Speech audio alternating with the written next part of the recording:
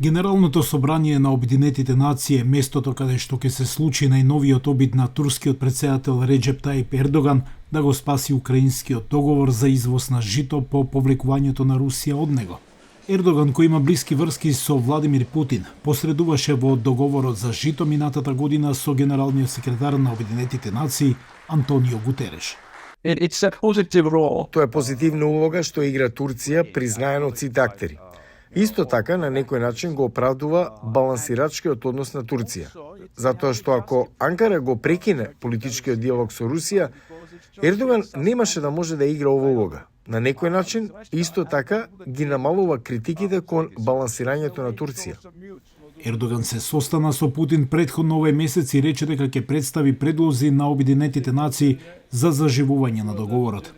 Турскиот лидер изрази разбирање за повикот на Москва за ублажување на санкциите за да се дозволи рускиот извоз на жито и укинување на финансиската контрола за да се овозможи плаќање на житото. Разбирливо е дека западните земји се предпазливи да го дадат она што Путин го сака веднаш. Договорот за жито е потпора на Путин против она што можеме да го наречеме економско оружје против Русија. Блиските врски на Ердоган со Путин ги заострија неговите односи со Вашингтон, што ќе ги усложни напорите на турскиот лидер да го убеди американскиот претседател Џо Бајден да направи отстапки. Наблюдувачите велат дека Ердоган ќе бара поддршка од генералниот секретар на Обединетите нации Гутереш.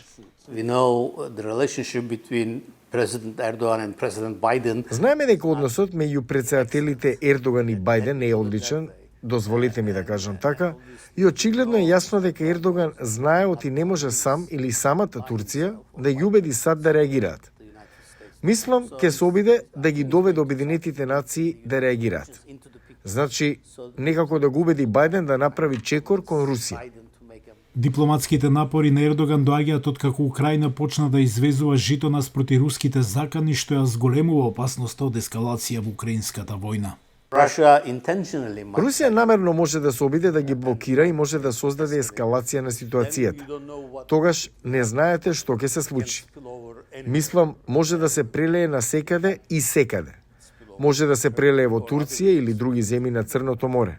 Во моментов, конфликтот е контролиран. За Ердоган наблюдувачите велат дека спасувањето на договорот за жито не само што ќе го спречи ризикот од глад и зголемените цени на храната, туку ќе помогне да се замолчат критичарите за неговите врски со Путин и да се намали опасноста од ескалација во украинскиот конфликт.